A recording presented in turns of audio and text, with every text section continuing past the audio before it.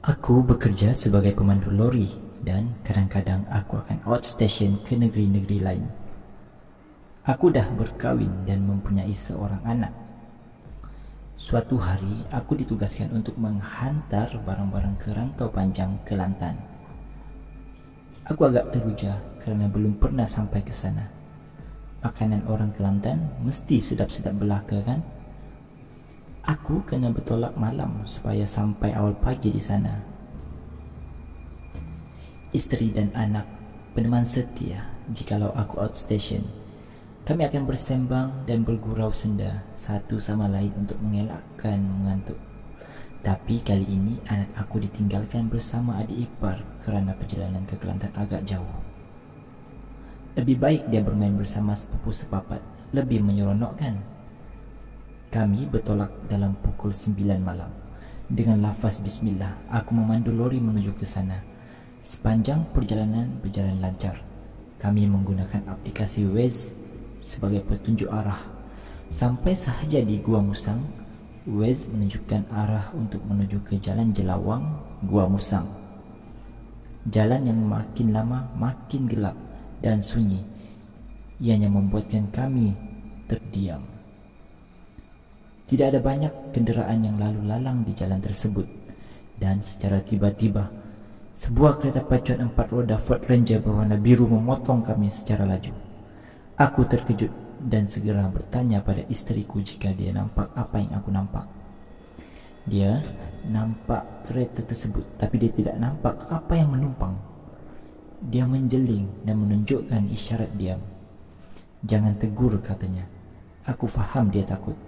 Aku meneruskan pemanduan dan tibalah kami di jalan Pulau Stelu, atau orang selalu panggil Jambatan Putus. Si isteri terkejut dengan keadaan jambatan yang mengerikan. Sangat hampir dengan sungai, tiada penghalang kiri kanan, dan tidak tahu sama ada lori boleh melintas atau tidak. Dia mengajak aku berpatah balik, tapi aku yakin lori aku boleh melalui jambatan tersebut. Tak payang, kita jalan je pelan-pelan. Tak boleh nak patah balik, jalan sempit. Aku cuba menenangkan dia. Dia mengangguk tanda faham. Tayar lori aku mula berputar perlahan di atas jambatan besi. Kelihatan arus deras sungai membuatkan kami bertambah berdebar. Tiba-tiba, separuh perjalanan terdengar bunyi besih berlaga. Isteriku mengucap panjang, tidak cuba pendek, dan aku menekan lagi pedal minyak, dan akhirnya kami berjaya melintasi jambatan tersebut. Belum sempat kami menarik nafas lega, tiba-tiba lori aku terasa berat yang amat sangat. Aku cuma mengawal agar tidak mati enjin. Aku melihat isteriku, dia juga mula perasan. Dia memejam mata sambil membaca surah yang dia tahu. Aku masih cuba mengawal lori. Aku fikir kalau lori ni mati enjin, mungkin sampai pagi kami di tempat seram ni. Lori dah boleh dikawal, sedikit ringan berbanding tadi. Aku menekan pedal minyak dan dalam 500 meter aku terjumpa semula kereta Ford Ranger yang memotong aku tadi. Terlihat 2 orang perempuan melambai-lambai dari dalam kereta dengan menggunakan lampu telefon di tangan. Isteriku kasihan dan ingin menghulurkan bantuan. Aku juga mau tolong, tapi benda yang menumpang yang aku nampak awal tadi masih ada lagi, duduk atas bonet kereta belakang. Aku turun, tapi teragak-agak. Kaki aku bagaikan terkunci. Benda tu hanya menundukkan kepala ke bawah dengan rambutnya yang panjang mengurai. Kemudian tuan punya kereta, aku gelarkan Mr. F, keluar dari kereta, datang kepada aku. Kami bersalaman. Assalamualaikum bang, tolong kereta kami tiba-tiba rosak. Waalaikumsalam bang, rosak apa? Entahlah, tiba-tiba tak boleh masuk gear, tapi enjin hidup lagi. Nak tanya, abang nampak tak apa ada kat belakang Bonet abang tu tak nampak apa-apa pun. Ada apa bang? Tak apa. Abang masuk balik dalam kereta, baca ayat kursi dengan beberapa surah. Nanti saya datang. Mr. F dalam keadaan terpinga-pinga pergi masuk ke kereta dan aku memandang isteriku. Aku beritahu yang benda tu masih ada. Dia mengecilkan mata dan memerhati tapi tak nampak apa-apa. Tak lama selepas itu barulah benda tu menghilang. Aku pergi ke Mr. F dan memeriksa gearnya. Betul, dah tak berfungsi lagi. Dia mengambil tali dari bonet dan meminta aku menarik keretanya. Tapi aku menolak kerana tali tersebut tidak cukup kuat.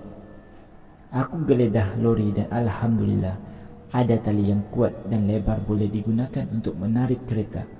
Kalau tidak, mungkin mereka semua terpaksa bermalam di situ sehingga pagi. Aku pun memulakan perjalanan dengan lafaz bismillah. Aku tahu malam ini akan jadi malam yang panjang. Sebaik saja lori aku mula berjalan, lori aku terasa berat sekali. Bagaikan menarik sebuah lagi lori, tapi aku gagahkan juga. Aku lihat ada rumah di kiri kanan jalan, tapi tiada seorang manusia pun di luar. Mungkin mereka tidur awal. Jalan menjadi semakin gelap.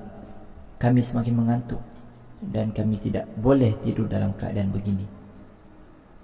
Pasti ada lagi hujan-hujan yang mendatang. Oleh kerana tali yang digunakan tidak berapa panjang, demi keselamatan setiap kali turun bukit aku akan memberitahu Mr. F untuk meluncur turun dengan harapan kereta beliau kembali pulih seperti biasa. Tapi tidak, memang rosak habis. Mujur enjin masih boleh hidup. Entah kali yang keberapa selepas aku menolak Mr. F turun bukit. Betul-betul selepas aku tutup pintu lori, ada sebiji batu kecil yang keluar dari kanan jalan, bergolek ke kiri jalan dan hilang. Aku dan isteri memandang antara satu sama lain. Kiri dan kanan jalan tiada rumah, hanya hutan dan kabus semata-mata. Tak mungkin manusia, kerana waktu tu jam menunjukkan pukul 3 pagi.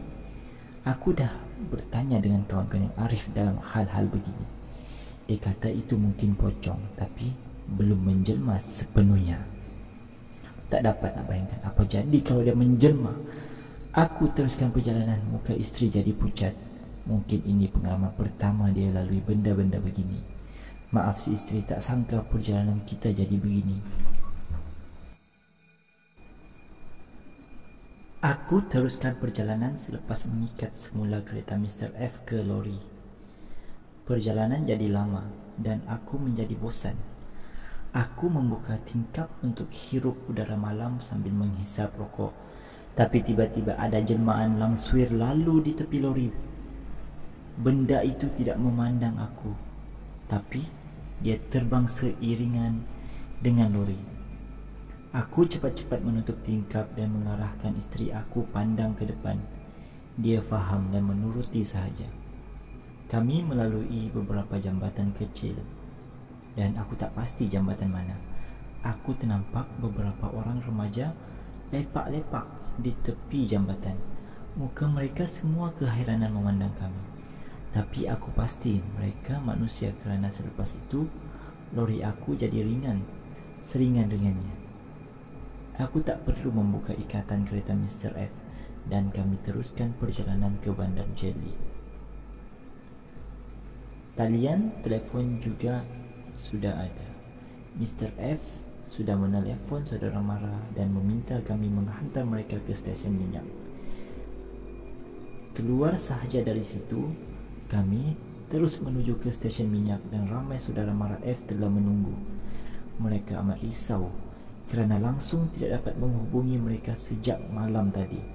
Salah seorang saudara Mr. F memberitahu bahawa tempat yang kami lalu memang keras dan dia telah berpesan pada Mr. F agar mengikut jalan alternatif. Tapi oleh kerana Mr. F juga gunakan Waze, maka dia juga melalui jalan tersebut. Aku sempat bertanya jika mereka ada melalui apa-apa pengalaman. Mereka berkata sebelum jambatan Mereka bertemu dengan seorang pakcik tua menunggang motor dan bertanya tentang arah jalan. Tapi kami suami isteri tidak nampak pun pakcik yang dikatakan. Mereka semua terdiam. Mr. F juga berkata istrinya tiba-tiba muntah di tepi jalan dan mungkin itulah penyebabnya. Aku tidak pasti kerana aku tidak begitu arif dalam hal-hal begini. Mereka mengucapkan terima kasih dan memberi kami makanan dan minuman. Aku lega kerana berjaya keluar dari situ dalam pukul 5 pagi. Kami sempat tidur beberapa jam sebelum menyambung semula perjalanan ke Rantau Panjang. Petugas di stesen minyak tersebut juga memberitahu bahawa jarang ada kenderaan yang keluar dari situ, terutamanya pada waktu malam. Aku jadikan ini sebagai pengalaman yang sangat bernilai dan tak boleh dilupakan. Alhamdulillah, jambatan putus dah digantikan dengan jambatan baru yang lebih tinggi dan kukuh. Sepanjang perjalanan kami tak putus-putus berdoa, membaca surah-surah Al-Quran agar perjalanan kami selamat. Itu sahaja kisah dariku, sekadar berkongsi secepis pengalaman seram untuk anda semua. Assalamualaikum.